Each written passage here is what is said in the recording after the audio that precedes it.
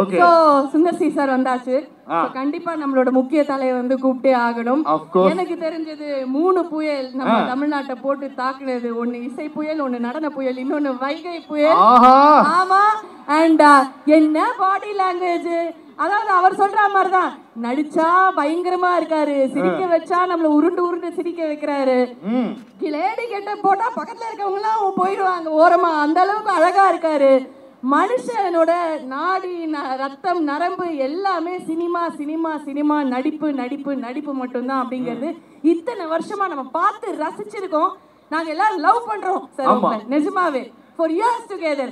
எங்களோட வைகை புயல் வடிவேலு சார் அவர்களை மேடைக்கு அழைக்கிறோம்.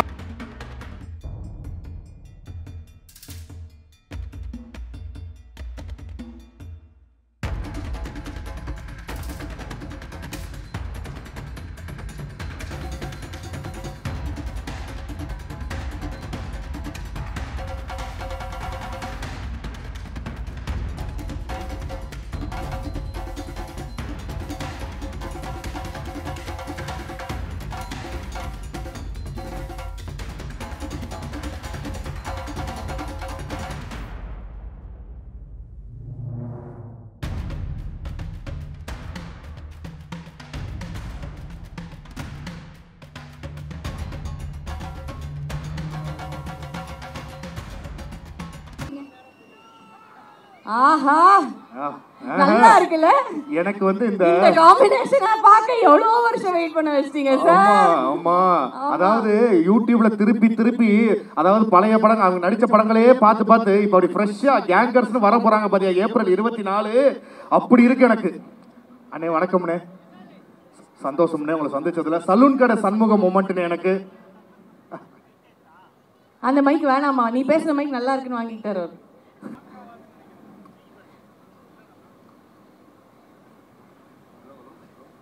சார்.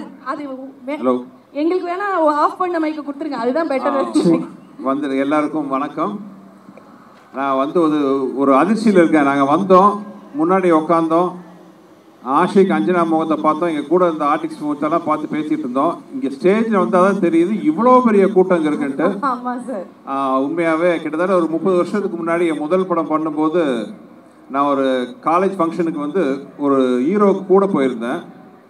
அப்போ ஸ்டூடெண்ட்ஸ் கலாய்ச்சதெல்லாம் பார்த்துட்டு லைஃப்பில் நீ காலேஜ் ஃபங்க்ஷன் மட்டும் போகக்கூடாதுன்னு நினச்சி இந்த 30 வருஷத்தில் எத்தனையோ காலேஜ் ஃபங்க்ஷனுக்கு நான் போனதில்லை. ஏசிஎஸ் கான்வெகேஷனுக்கு தான் வந்துட்டு போயிருக்கேன். ஃபஸ்ட் டைம் இன்றைக்கி வந்து உங்களோட வைப், அந்த சந்தோஷத்தெல்லாம் பார்க்கும்போது இவ்வளோ வருஷம் இதை மிஸ் பண்ணிட்டோமே உண்மையாக மனசு ஃபீலிங்காக இருக்குது. ஸோ இனிமேல் நிறையா காலேஜுக்கு போகணும்.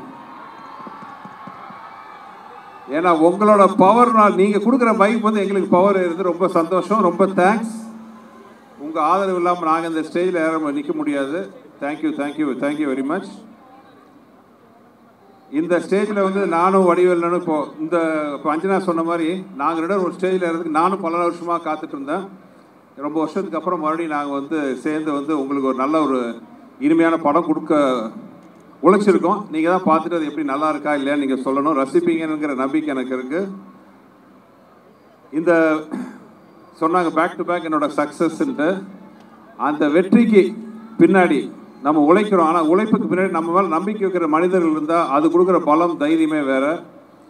அந்த வகையில் வந்து என்னோட மூத்த அண்ணன் மதிப்புக்குரிய சேர்மன் திரு ஏசி சண்முகம் சார் அவர்கள், என்னுடைய அன்பு தம்பி பிரசிடன்ட் மதிப்புக்குரிய திரு ஏசிஎஸ் அருண்குமார் அவர்கள், இவங்களோட சப்போர்ட் இல்லாமல் என்னால் இந்த வெற்றிகளையோ இந்த படங்களையோ கொடுத்துருக்க முடியாது.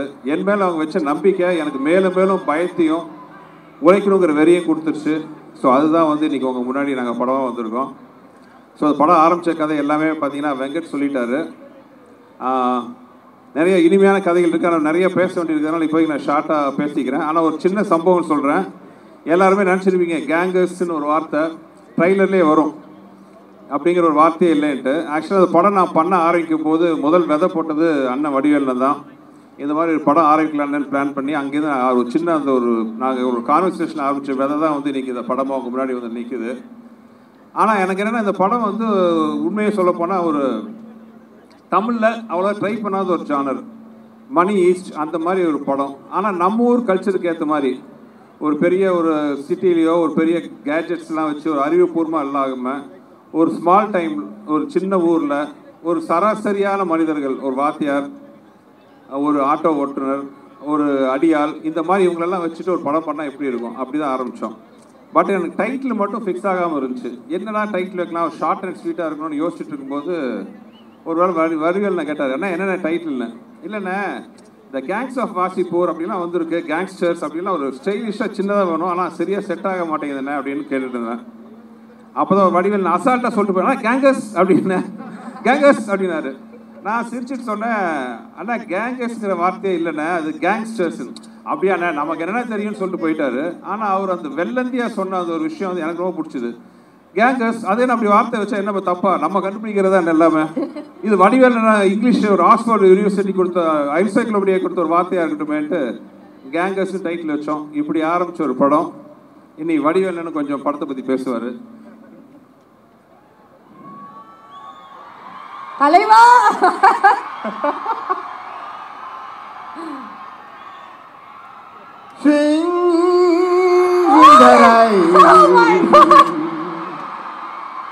I am swinging in the rain. I want more in the rain. I want more in the rain. இந்த ராமசாமி ஆலயங்கன எப்படி இருக்கு, என்ன பண்ணிட்டு இருக்கு? உங்களெல்லாம் பார்க்கும்போது எனக்கு எவ்வளோ சந்தோஷமா இருக்கு. அடடா, அதாவது முதல்ல சுந்தரன் சார்பாகவும் என்னுடைய சார்பாகவும் முதல்ல புரட்சி தலைவருடைய இதயத்தில் வாழ்ந்த இதய கிணியாக திகழ்ந்த அருமை ஐயா ஏஜிசியாவை அவர் பாலம் தொட்டு அவரை முதல்ல நான் வணங்குற இந்த இடத்துல. அதாவது இந்த கேங்கர்ஸுங்கிற படத்தை, இந்த ஆடியோ ஃபங்க்ஷனை ரொம்ப அருமையான இடத்துல வந்து துவங்கியிருக்காங்க. எனக்கு கிட்டத்தட்ட ஒரு 10,000 15,000 ஸ்டூடெண்ட்ஸ் நிற்கிறீங்க. உங்கள் முன்னால் அதை ஆரம்பிக்கிறது வந்து ஒவ்வொரு ஸ்டூடெண்ட்டும் வந்து ஒரு மீடியா மாதிரி. அது இந்த கேங்கர்ஸுங்கிற அருமையான ஒரு நகைச்சுவை திரைப்படத்தை இந்த உலகம் பூரா நீங்கள் கொண்டு சேர்த்தீங்க. வேற மின்னுலகத்துக்கெல்லாம் கொண்டு சேர்த்துருவீங்கன்னு நம்பிக்கைகள் நிறையா இருக்குது. ரொம்ப மகிழ்ச்சியாக இருக்குது.